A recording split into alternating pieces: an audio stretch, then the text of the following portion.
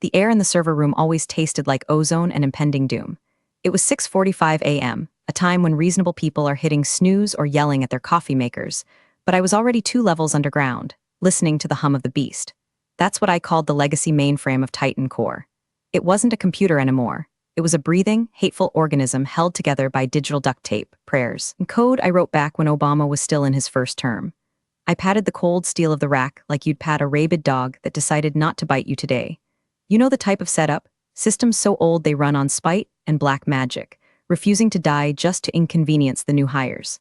Before I dive into the autopsy of how I eventually nuked this Fortune 500 company with a single sentence, give me a solid and smash that subscribe button and give this a like. It helps the algorithm more than whiskey helps my insomnia. Anyway, back to the grime. I sat down at my desk, a corner of the basement that HR forgot existed, and fired up my terminal. The screen flickered green, a comforting radioactive glow. I'm Cheryl, by the way, Senior Systems Reliability Engineer. In corporate speak, that means janitor of the internet. I fix the pipes when the C-suite flushes things they shouldn't. I've been here 14 years. I've survived 3 CEOs, a botched merger, and a ransomware attack that I stopped by literally pulling a plug out of the wall while the then CTO was hyperventilating in the fetal position. My morning routine was a ritual of survival. Check the load balancers. Clear the cache that gets clogged with the marketing department's 4K video uploads. Manually restart the SQL server that likes to hang itself every morning at 7:02 a.m. precisely. It was grunt work. It was invisible work. If I did my job perfectly, nobody knew I existed. If I messed up for a second, the stock price would dip, and some VP named Chad would be screaming into my voicemail. I took a sip of coffee that tasted like battery acid and resentment. It was quiet, peaceful, the fans' word. White noise choir singing the song of stability. But you can smell a storm coming, can't you? It's not in the air, it's in the metadata. I opened my email and saw it. The subject line was restructuring and exciting new horizons. Corporate code for we're firing the people who actually work and hiring consultants who wear vests. The email was from the CEO, announcing the appointment of a new chief operating officer. Brennan. I knew the name. Everyone knew the name. He was the CEO's son-in-law. A visionary, the email said. A disruptor. I Googled him. His LinkedIn profile picture looked like it was generated by an AI instructed to create smug frat boy who discovered Bitcoin. His experience listed a failed startup that sold artisanal ice cubes and a stint at a hedge fund his daddy owned. Now he was coming here, to TitanCore, to modernize operations. I lit a metaphorical cigarette. I quit the real ones 5 years ago, but my soul still chain smokes and looked at the beast. You hear that, old girl? I whispered to the server racks. We got a disruptor coming. The beast hummed a low, ominous note. The thing about systems like this is they don't like change. They are fragile ecosystems. They rely on specific, undocumented handshakes between servers that haven't been manufactured since 2010. I was the only one who knew where the bodies were buried because I was the one who dug the graves. I started scrolling through the company's Slack channels. The younger devs were already panicked. Is this the guy who tanked that crypto exchange? One message read. I heard he thinks the cloud is literal weather, another replied. I didn't chime in. I never did. I just watched the traffic flows. But then I saw a notification on my admin panel. Someone was poking around the permissions hierarchy. Someone with a brand new account, granted super admin status just 10 minutes ago.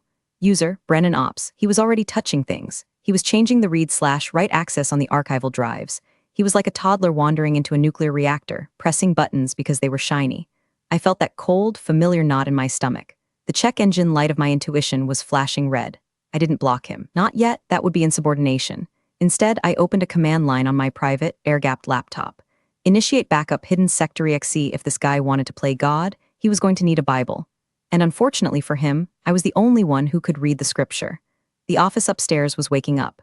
I could hear the elevators dinging, delivering the fresh-faced marketing grads and the sales sharks. I had no idea that the ground beneath their feet was being held together by me and a server that needed a restart every 24 hours or it would vomit data all over the firewall.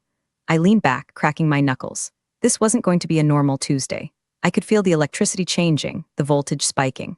The comfortable routine was dead. The infestation had arrived. The all-hands meeting was held in the glass-walled atrium on the 40th floor, a space that smelled of expensive cologne and fear.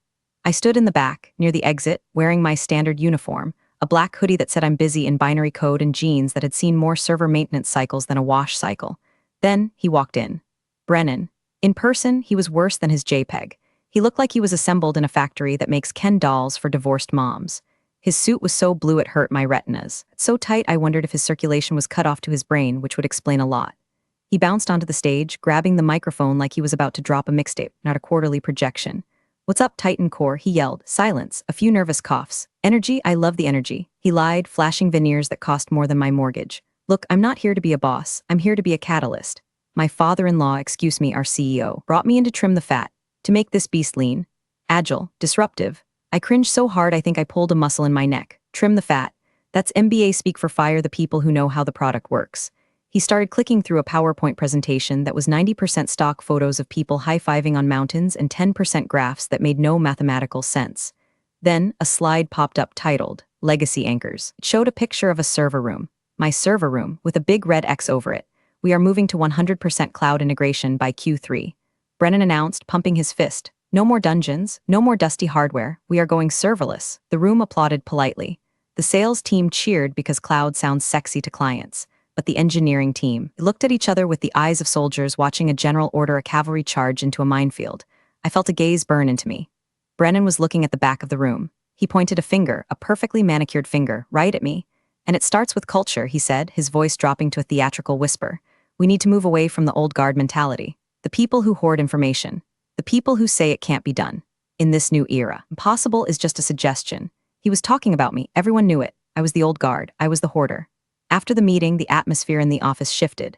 It was like the air pressure dropped before a tornado.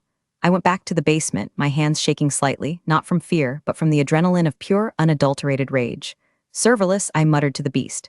He wants to go serverless on a system hard-coded to a mainframe from 1998. It was physically impossible without rewriting 3 million lines of code. It would take 5 years and $50 million. Brennan wanted it done in 3 months. I sat at my desk and watched the logs. Brennan wasn't done. An hour later, I got a notification. My admin rights were being altered, not revoked, that would be too obvious, but streamlined.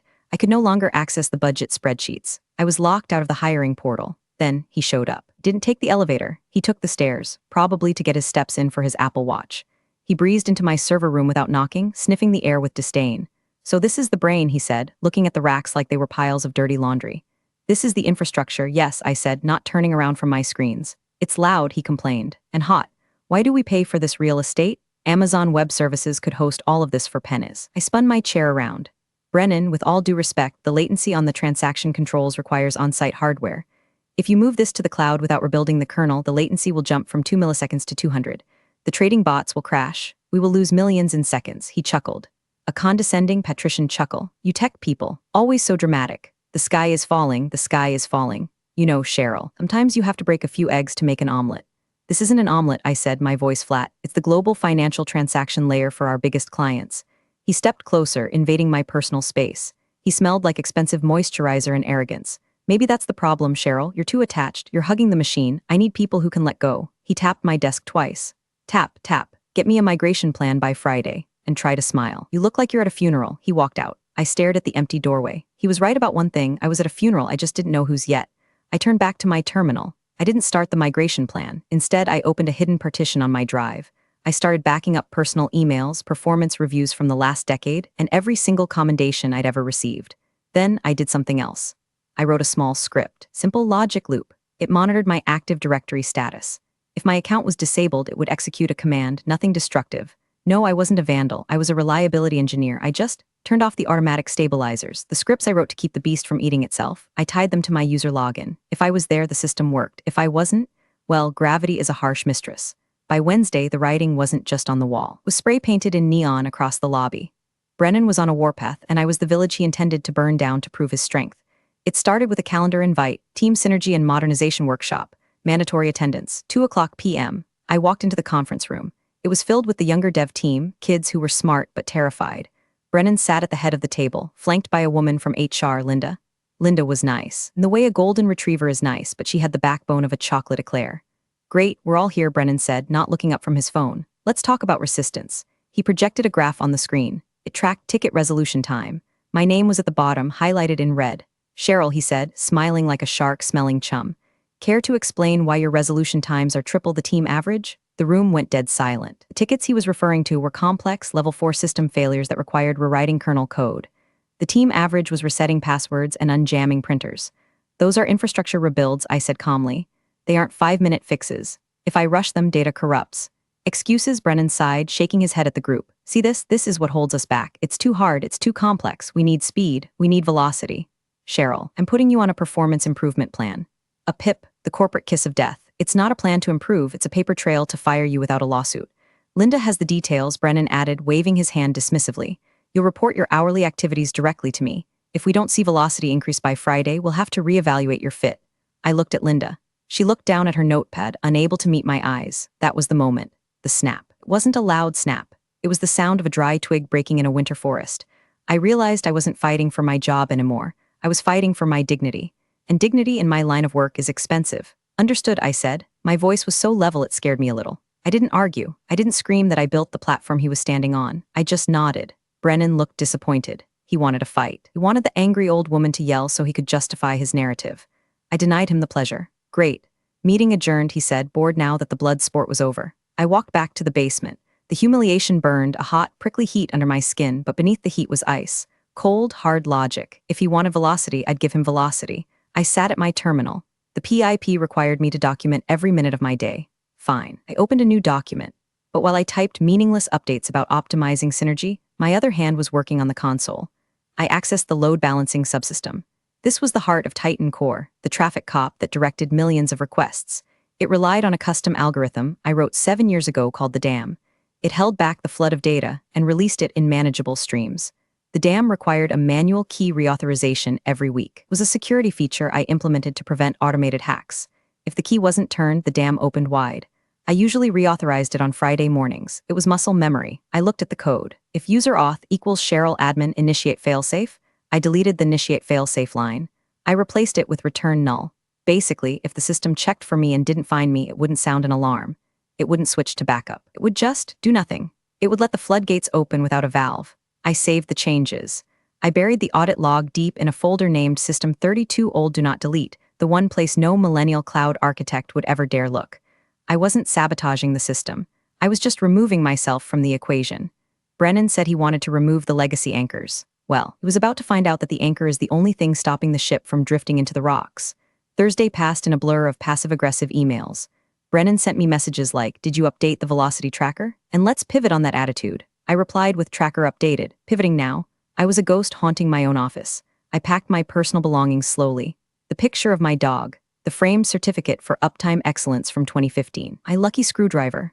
I put them in my backpack bit by bit so my desk looked the same at a glance but was hollowed out inside, just like the company. Thursday afternoon brought the auditors.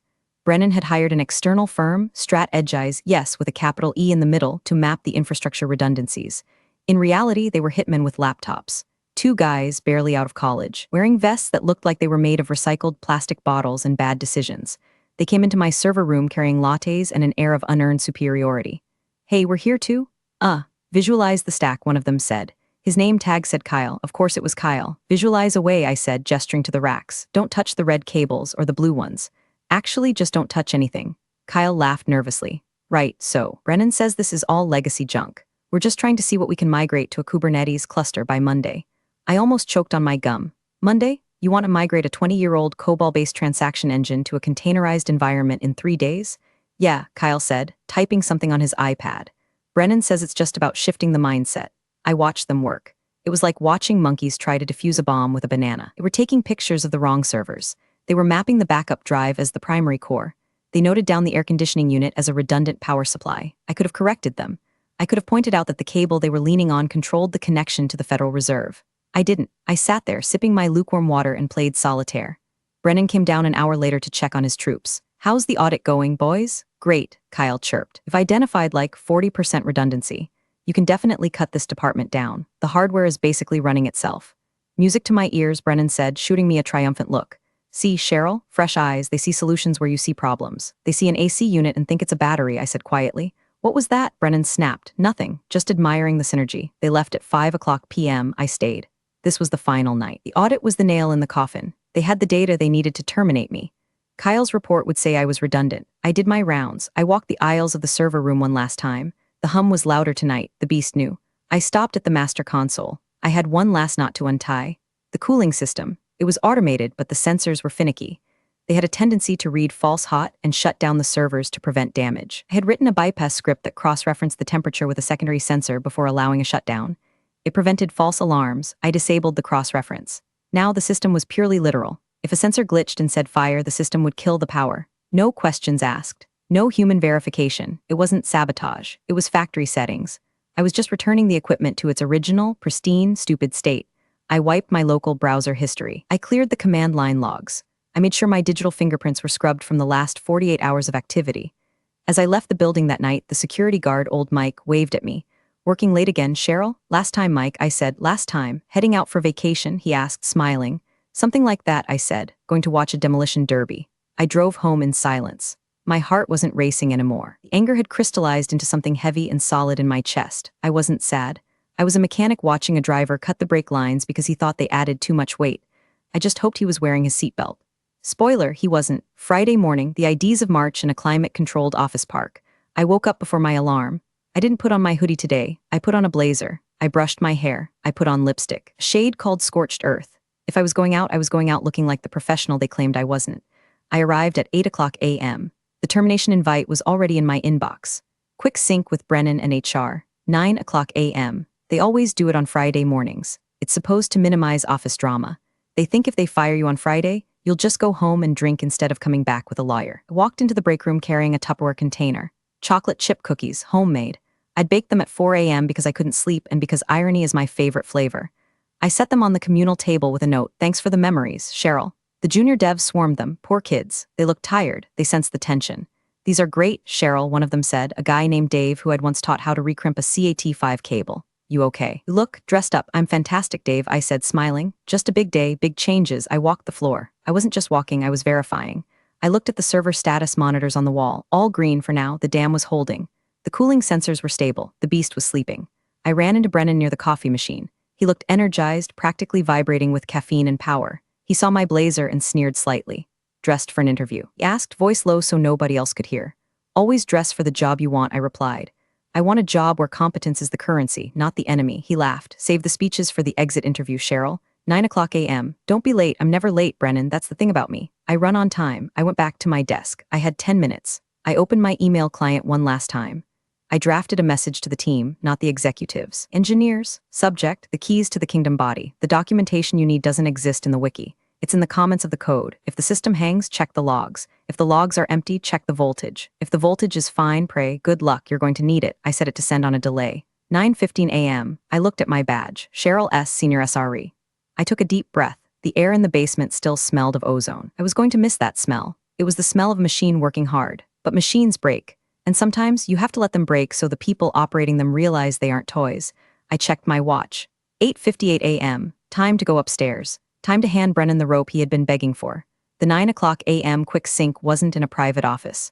Brennan, in a move of spectacular arrogance, decided to do it in the glass-walled conference room right in the middle of the open plan office. He wanted an audience. He wanted the team to see the execution. He wanted to display the head on the pike. I walked in. Linda from HR was there, looking like she wanted to melt into the carpet. Brennan was standing, leaning against the table, arms crossed. The blinds were open. The entire floor could see us. "Have a seat, Cheryl," Brennan said, loud enough for the people outside to hear. I remained standing. I prefer to stand. Brennan shrugged. "Suit yourself. Let's make this quick. Based on the audit findings and your refusal to adapt to the new velocity metrics, we've made a decision." He paused for dramatic effect. He looked around the office, making sure eyes were on him. "Congratulations, Cheryl, you're terminated, effective immediately." He smirked. It was an ugly thing, that smirk. It was the smile of a man who has never fixed a flat tire in his life, telling a mechanic how to drive. Linda slid a packet across the table. "Cheryl, this outlines your severance?" I didn't look at the packet. I didn't look at Linda. I looked straight at Brennan. I reached into my pocket, pulled out my security badge, and placed it gently on the table. Click. The room was silent. Outside the glass, the typing had stopped. Everyone was watching. "You think this is about old versus new?" I said, my voice clear and calm. "You think I'm a roadblock, but I haven't been blocking you, Brennan. I've been carrying you." "We don't need carrying," Brennan scoffed. "We have the cloud. You have a marketing brochure," I corrected. "I have the keys." I checked my watch. 9:03 a.m. "You have exactly 10 minutes, I said. Brennan frowned. 10 minutes for what? To pack? 10 minutes before the system fails, I said. "Load balancers require a manual handshake at 9:10 a.m. I'm the only one who has the key. I'm the only one who knows the sequence. If that handshake doesn't happen, the transaction queue backs up. When it backs up, the sensors overheat. When they overheat, the safeties trip. And when the safeties trip, well, you'll see." I smiled. It was the first genuine smile I'd had in weeks. "Tell your father-in-law I said good luck." Brennan laughed, a nervous, barking sound. "A threat? Linda, did you hear that?" She's threatening sabotage. It's not sabotage, I said, turning to the door, it's reliability. And you just fired the reliability engineer. I walked out. I didn't run, I walked. I passed the rows of desks. I saw Dave. I gave him a small nod. He looked terrified. I walked to the elevator. I pressed the button. Brennan was shouting something behind me, probably telling security to escort me out. The elevator doors opened. I stepped in. As the doors closed, I saw Brennan staring at me, his face red, his hands gripping the table. He checked his watch. I checked mine. 9:05 a.m., 5 minutes remaining. I walked out of the building and into the bright, harsh sunlight of the parking lot. I didn't get in my car. I walked across the street to Joe's Diner, a greasy spoon with a clear view of the TitanCore lobby. I ordered coffee and a stack of pancakes. Celebrating? The waitress asked. Retirement? I said. I'm officially retired. I put my phone on the table. 9:09 a.m. I poured syrup on my pancakes. 9:10 a.m. Showtime. Minute 1, 9:11 a.m. It started small. I couldn't see it, but I could feel it. Inside the server room, the first heartbeat signal from the load balancer would have pinged out, looking for my authorization. Ping, no answer. Ping, silence. In the office, the HR system likely froze. Linda was probably trying to process my termination paperwork, and the screen would have just spun that little blue circle of death. Annoying, but not fatal. Someone probably made a joke about the Wi-Fi. Minute 3, 9:13 a.m., the dam breaks. Without the handshake, the incoming traffic from Asia and Europe, which hits peak volume right about now, slammed into the primary SQL cluster. From my booth in the diner, I saw the first sign. Lobby lights flickered. The building automation system shares a bus with the overflow data logs, a terrible design flaw I had ticketed to fix in 2018 but was denied budget for. When the logs overflowed, the voltage sagged. The automatic doors to the lobby slid open and stayed stuck. I took a bite of my pancake. Delicious. Minute 5, 9:15 a.m., Slack integrations failed. The internal chat would have gone dark. No more GIFs. No more synergy updates. Then the keycard system rebooted. I saw a group of sales guys trying to get back in from a smoke break. They tapped their cards. Red light, tapped again. Red light. They started banging on the glass. Locked out, I whispered. Just like the logic. Minute 7, 9:17 a.m., the investor call. I knew Brennan had a Zoom call with the institutional investors scheduled for 9:15. He was going to demo the new, faster interface. By now, the transaction latency would have spiked from 2 ms to 4,000 ms. The demo screen would be frozen. The investors would be asking why the stock ticker on the screen was showing data from yesterday.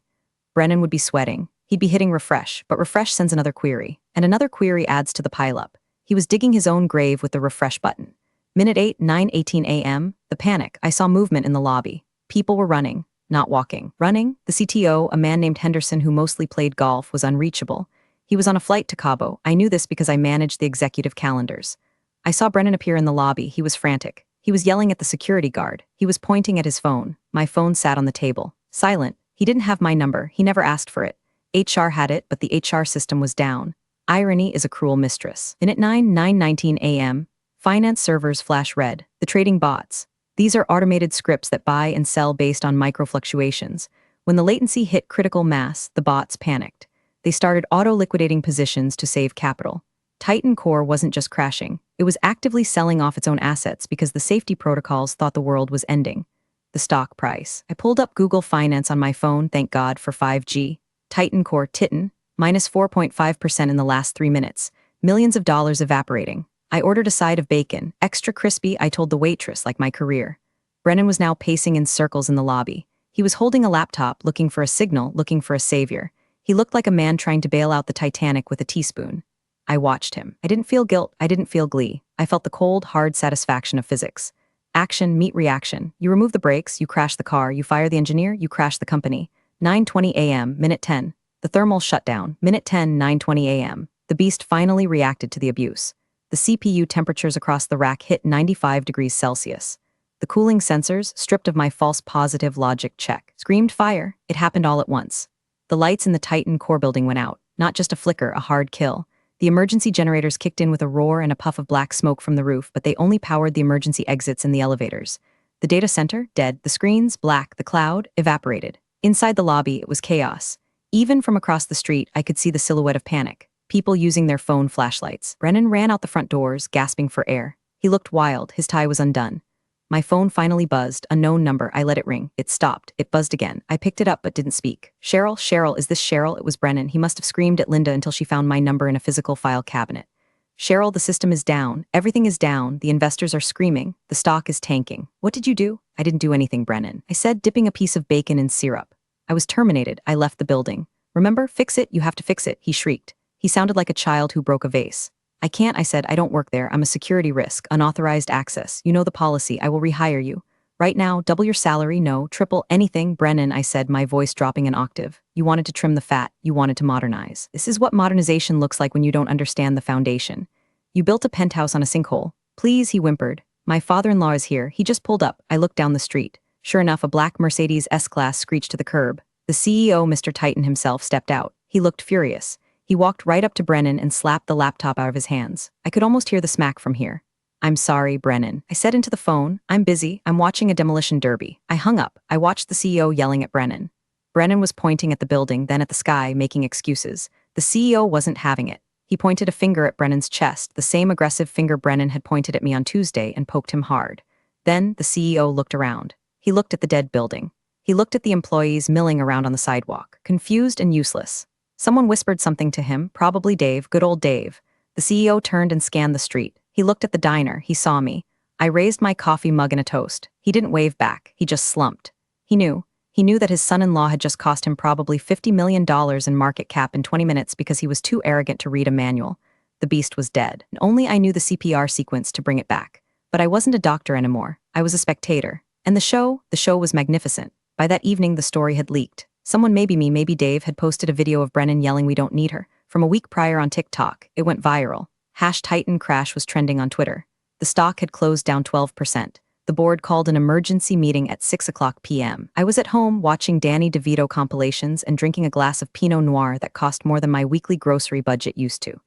At 8:00 p.m., my phone rang. It wasn't Brennan. It was the CEO. Cheryl, he said, no preamble, no how are you? Mr. Henderson, I replied, we need you back. I was terminated for cause, sir. Resistance to modernization. Brennan has been reassigned, the CEO said. Is looking for opportunities in the nonprofit sector, effective immediately. That's a shame, I said. He had such great energy. Cheryl, cut the crap. The database is corrupted. The backups are encrypted with a key we can't find. We are bleeding money. How soon can you be here? I took a sip of wine. This was it, the moment you dream of in the shower after a bad day. I don't want my job back, I said. Silence on the line. What? I don't want to be an employee. Employees get fired. Employees get pips. Employees get told they are dinosaurs. Then what do you want? I want to be a consultant, I said. Independent contractor. My company is called Legacy Solutions LLC. I just registered it an hour ago. Fine, whatever. What's your rate? My previous hourly rate, I said, multiplied by 5, with a guaranteed 6-month retainer paid up front, and a clause that states I report only to the board. No managers, no coup. No Brennans, he choked. 5 times, that's extortion. No, I said calmly, that's the price of the key, and the price of the 10 minutes it will take me to type it in. You aren't paying for the typing, sir. You're paying for the 14 years of knowing what to type. He sighed, a long, defeated sigh. Can you be here in an hour? I can be there in 30 minutes. Have the check ready. I drove back to the office. The lights were still out. The lobby was filled with technicians running around with flashlights. When I walked in, the sea parted. The sales guys who had ignored me for years looked at me like I was a wizard. I walked past the CEO. He handed me an envelope. I checked it. It was the retainer. I walked down to the basement. It was dark, silent, and hot. I hooked up my laptop to the console. I typed in the restore command. I entered the encryption key. Danny DeVito is the god of chaos 123? Don't ask. I re-enabled the thermal sensor logic. I executed the initiate handshake script. The fans spun up. The lights on the rack turned from angry red to soothing green. The overhead lights in the basement flickered on. Upstairs, I heard a cheer. The systems were coming back online. The bleeding had stopped. I sat there for a moment, listening to the beast purr. It sounded happy. It missed me. I lit a virtual cigarette. I'm still here. Brennan is gone, last I heard. He's finding himself in Bali. The new COO is terrified of me. He asks permission before he even enters the basement. I drink my coffee. I do my rounds. I keep the world spinning. They think they run the company. They think the cloud is magic. But down here in the dark, we know the truth. The world runs on duct tape, spite, and the people who know where the off switch is. And if you ever forget that, well, you have 10 minutes to figure it out.